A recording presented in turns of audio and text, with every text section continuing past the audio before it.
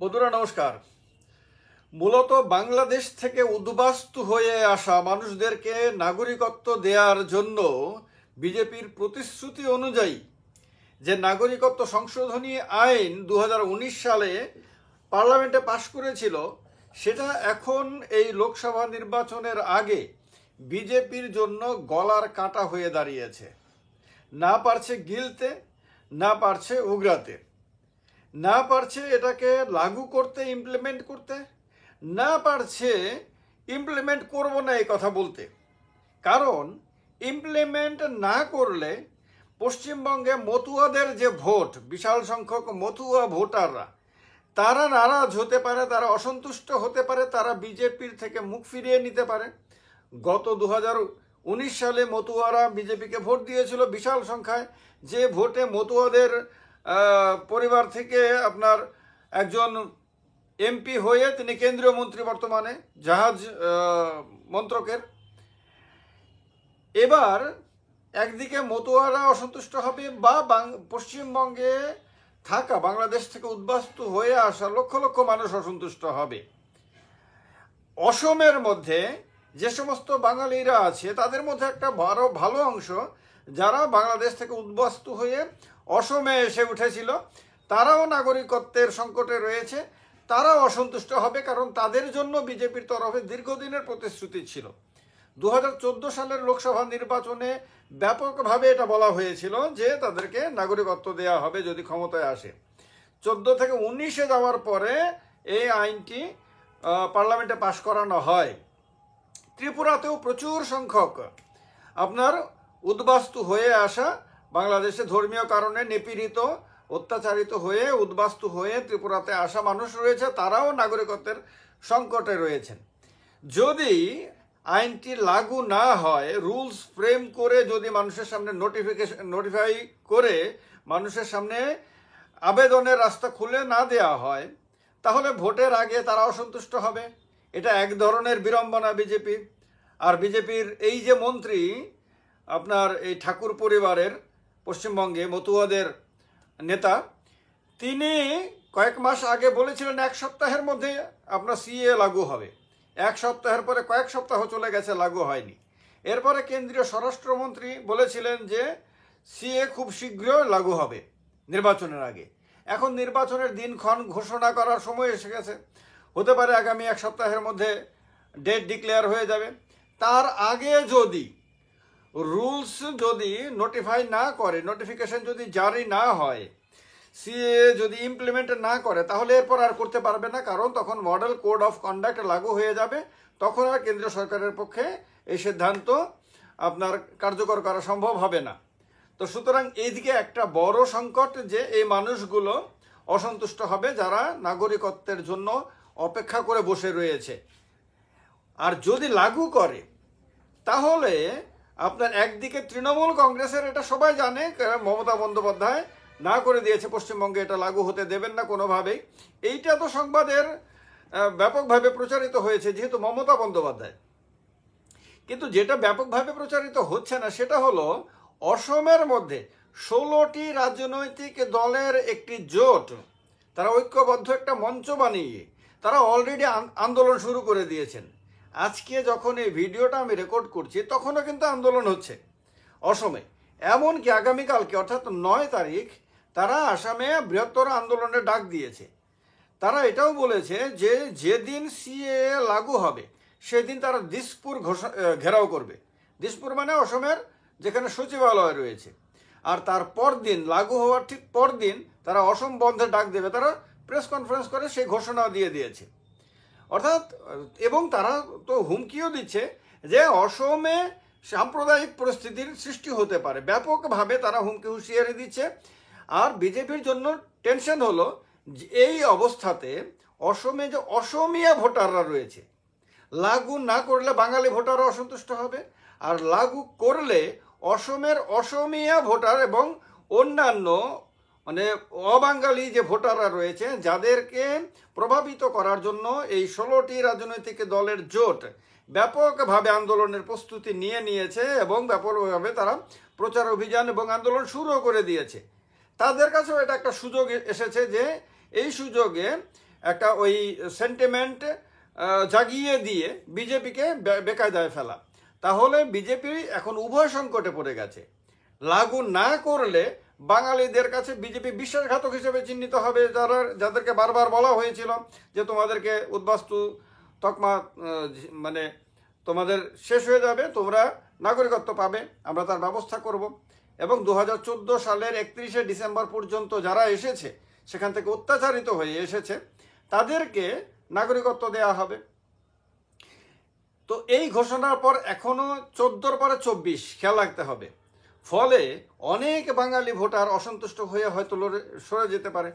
আর যদি লাগু হয় তাহলে অসমে এই হুমকি দিয়েছে, পশ্চিমবঙ্গে দিয়েছে, আবার ত্রিপুরাতে যে ত্রিপুরা মথা বিজেপির নেতৃত্বাধীন সরকারে যোগ দিয়েছে গতকালকে, 2জন মন্ত্রী শপথ গ্রহণ করেছেন, সেই ত্রিপুরা মথা কিন্তু সিএ এর বিরুদ্ধে তীব্র প্রতিবাদ জানিয়েছে, তারা সিএ এর তীব্র বিরোধী।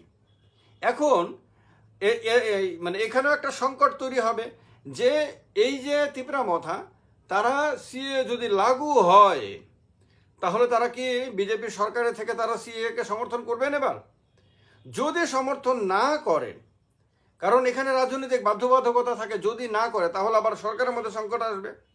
তখন এই লোকসভা নির্বাচনের আগে তাদের কি ভূমিকা হবে সেটাও একটা প্রশ্ন চিহ্নের মধ্যে চলে আসছে। তাহলে পশ্চিমবঙ্গ, অসম এবং ত্রিপুরা, যে 3টি রাজ্যের মধ্যে আপনার বাঙালিরা বিরাট সংখ্যক, পশ্চিমবঙ্গ এবং ত্রিপুরাতে বাঙালিরা সংখ্যাগরিষ্ঠ, অসমে সংখ্যাগরিষ্ঠ না হলেও বিশাল সংখ্যক বাঙালি রয়েছে, হিন্দু এবং মুসলিম উভয় অংশের বিশাল সংখ্যক বাঙালি রয়েছে। তো এই বাঙালি অধ্যুষিত অঞ্চলগুলোতে, রাজ্যগুলোতে বিজেপি উভয় সংকটে পড়ছে। ইমপ্লিমেন্ট করলে একরকম সংকট, ইমপ্লিমেন্ট না করলে আরেক রকম সংকট। আর এর আগে যখন সিএএ পার্লামেন্টে পাশ হয়েছিল 2019 সালে, তখন সারা দেশে ব্যাপক হিংসাত্মক আন্দোলন হয়েছিল। এই হিংসাত্মক আন্দোলনের ফলে প্রাণহানি পর্যন্ত ঘটেছিল, প্রচুর সরকারি সম্পত্তি নষ্ট হয়েছিল। তো বিজেপি কোনোভাবেই চাইবে না লোকসভা নির্বাচনের আগে দেশের মধ্যে কোনো অস্থির পরিস্থিতি তৈরি হোক বা সাম্প্রদায়িক সমস্যা তৈরি হোক, যার হুমকি অসমের মধ্যেই 16টি রাজনৈতিক দলের জোট ঘুরিয়ে ফিরিয়ে দিয়ে রেখেছেন। তো এইটা একটা বড় টেনশনের ব্যাপার যে লোকসভা নির্বাচনের আগে আইন শৃঙ্খলা ঠিক রাখা। আর যদি লাগু না হয় তাহলে এই ভোটারদেরকে কিভাবে বোঝাবে? কারণ একজন কেন্দ্রীয় মন্ত্রী বলেছিলেন 1 সপ্তাহের মধ্যে লাগু হবে। 1 সপ্তাহ দূরের কথা, কয়েক সপ্তাহ পরে, মাসের পরে লাগু হয়নি। এরপরে এখন বলছে যে নির্বাচনের দিনক্ষণ ঘোষণার একদিন আগে হলেও লাগু হবে, কার্যকর হবে। এখন সেইটাও কেন্দ্রীয় মন্ত্রীর নিজের মনের কথা, না দলের কথা, না সরকারের কথা, সেটাও স্পষ্ট না। কারণ প্রধানমন্ত্রীও পশ্চিমবঙ্গে এসে ঘুরে গেছেন, প্রধানমন্ত্রী কিন্তু একবারও সিএ সংক্রান্ত কোনো কথা বলেননি। এমনকি মতুয়াদের এলাকাতে গিয়ে ভাষণ দিতে গিয়েও সিএ এর কথা বলেননি। এর আগে কেন্দ্রীয় স্বরাষ্ট্রমন্ত্রী বলেছিলেন, কিন্তু প্রধানমন্ত্রী যেহেতু সরকারের সবচেয়ে বড় নেতা, সরকারের মূল পরিচালক হলেন প্রধানমন্ত্রী, তো প্রধানমন্ত্রীর মুখ থেকে বলার যেমন তাৎপর্য সবচেয়ে বেশি, না বলারও তাৎপর্য সবচেয়ে বেশি। তো এখন কি বিজেপি এই লোকসভা নির্বাচনটা সিএ ছাড়াই কাটাতে চাইবে? যে রিস্ক না নিয়ে, মানে বিশেষ করে অসমে যেখানে বিজেপির ভালো সংখ্যক সিট পাওয়ার সম্ভাবনা রয়েছে, বিজেপি চাইছে যে অসমে 14টার মধ্যে সম্ভব হলে 11-12টা বা আর তার বেশিও যদি সম্ভব হয় তাহলে সিট যাতে নিতে পারে। কারণ বিজেপির কাছে এখন মানে এই গো বলয়ের বাইরের রাজ্যগুলো থেকে ম্যাক্সিমাম সিট নেওয়ার জন্য বিজেপি চেষ্টা করছে। তো অসমে যদি একবার ওই সেন্টিমেন্ট, অসমীয়া সেন্টিমেন্ট যদি আরও একবার যদি এই 16টি রাজনৈতিক দলের জোট জাগিয়ে তুলে দেয়, তাহলে সেটা বিজেপির এগেনস্টে চলে যেতে পারে। সেই ক্ষেত্রে বিজেপির যে সাজানো বাগান, বিজেপির যে একটা পরিকল্পিত একটা ভালো রেজাল্ট করার সম্ভাবনা অসম থেকে, সেটা কিন্তু মাঠে মারা যাবে। তো এই আশঙ্কাতে যে পশ্চিমবঙ্গে যেখানে 18টা সিট ছিল বিজেপির গতবারের, সেগুলোকে ধরে রাখা কমপক্ষে, বারুক আর না বারুক, কিন্তু 18টাকে ধরে রাখা কমপক্ষে, সেটাও খুব জরুরি মানে বিজেপির জন্য। তো সেখানে মতুয়ারা যদি বা উদ্বাস্তু হয়ে আসা নাগরিকত্বের জন্য বসে থাকা বাঙালিরা যদি সেখানে অসন্তুষ্ট হয়ে বিজেপির থেকে মুখ ঘুরিয়ে নেয়, কারণ তৃণমূলও সুরসুরি দেওয়া শুরু করেছে। তৃণমূলে তাদেরকে বলছে যে দেখো, তোমাদেরকে শুধু ভোটের জন্য ব্যবহার করে, তোমাদেরকে নাগরিকত্ব দেবে দেবে বলেছে 2014 থেকে, 14 থেকে 19 দেয়নি, 19-এ আইন তারা পাশ করেছে, এখন 24 লোকসভা নির্বাচন চলে এসেছে, এখনো আইনের রুলস ফ্রেম করে নোটিফিকেশন জারি করেনি। আর রুলস যতক্ষণ ফ্রেম করে নোটিফিকেশন জারি না করবে ততক্ষণ এই আইনের অর্থ নেই, কারণ তার ইমপ্লিমেন্টেশন সম্ভব না। তো এই কারণে এই কথাগুলো তৃণমূল ঘন ঘন মানুষের কানের মধ্যে ঢোকাতে শুরু করে দিয়েছে অলরেডি। তো এই অবস্থাতে মতুয়াদের যে নেতারা, যারা বিজেপির হয়ে যারা কাজ করেছেন বা করছেন, তারা সমস্যায়, কারণ তারা মতুয়াদের সামনে কি জবাব দেবেন? যদি জবাব দিতে না পারেন তাহলে তাদের রাজনৈতিক ভবিষ্যৎ সংকটে পড়ে যাবে। আর সেই জায়গা সুযোগ নিয়ে তৃণমূল আবার তার হারানো জমি পুনরুদ্ধার করার জন্য ঝাঁপিয়ে পড়বে বা পড়ে গেছে অলরেডি। তো এই অবস্থাতে উভয় সংকটে, সত্যি সত্যি উভয় সংকটের মধ্যে বিজেপি তার মানে গলার মধ্যে মাছ আটকে গেলে যেরকম অবস্থা হয়, গিলতেও পারছে না, আবার আপনার উগরে ফেলতেও পারছে না। সিএ নিয়ে অনেকটা এই রকম অবস্থা। আর সিএ সম্বন্ধে আপনারা জানেন যে সিএ মূলত আফগানিস্তান, পাকিস্তান এবং বাংলাদেশ থেকে অত্যাচারিত হয়ে ভারতবর্ষে আশ্রয় নেয়া 2014 সালের 31শে ডিসেম্বর পর্যন্ত যারা অত্যাচারিত হয়ে আশ্রয় নিয়েছেন, শরণার্থী হয়েছেন বা উদ্বাস্তু হয়েছেন, হিন্দু, বৌদ্ধ, খ্রিস্টান, জৈন, পার্সি। তো পাকিস্তান আর আফগানিস্তানের কথাটা বাদই দিলাম, কারণ তাদের ওইখান থেকে তো আর আমাদের উত্তর পূর্ব ভারত বা পশ্চিমবঙ্গ সহ এই এলাকাতে আসে না। তো এই কারণে এখানে বাংলাদেশ থেকে আসা মানুষদের কথাই যদি বলি, বাংলাদেশ থেকে খ্রিস্টান, বুদ্ধিস্ট, তারপরে হিন্দু, পার্সি, জৈন এরা তো খুব কম, বা শিখ এরা তো নগণ্য সংখ্যায় হবে বা নাই হয়তো বা। তো এরা যারা এসেছেন তারা এই সিএএ লাগু হলে তখন যখন নোটিফিকেশন জারি হবে, ওয়েবসাইট অন হবে, সেখানে তারা আবেদন করতে পারবেন। আর সেখানে তারা কবে এসেছেন সেই ইয়ারটা তারা বলবেন, তাদের কোনো ডকুমেন্ট ছাড়া তারা নাগরিকত্ব পাবেন, এই রকমটাই বলা হচ্ছে। এখন এই কাজটা যতক্ষণ পর্যন্ত না হবে ততক্ষণ পর্যন্ত এই মানুষগুলোও ঝুলে থাকবে।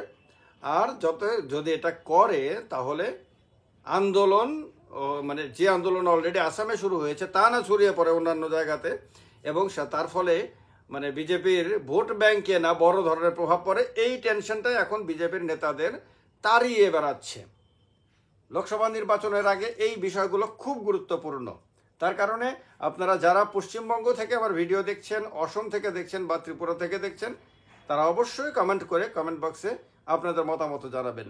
এটাও জানাবেন যে তৃণমূল কংগ্রেস কেন বিরোধিতা করছে, অসমে 16টি রাজনৈতিক দল কেন বিরোধিতা করছে, ত্রিপুরা রাজ্যে তিপ্রামথার কি ভূমিকা হবে যদি সিএ লাগু হয়, সেটাও জানাবেন।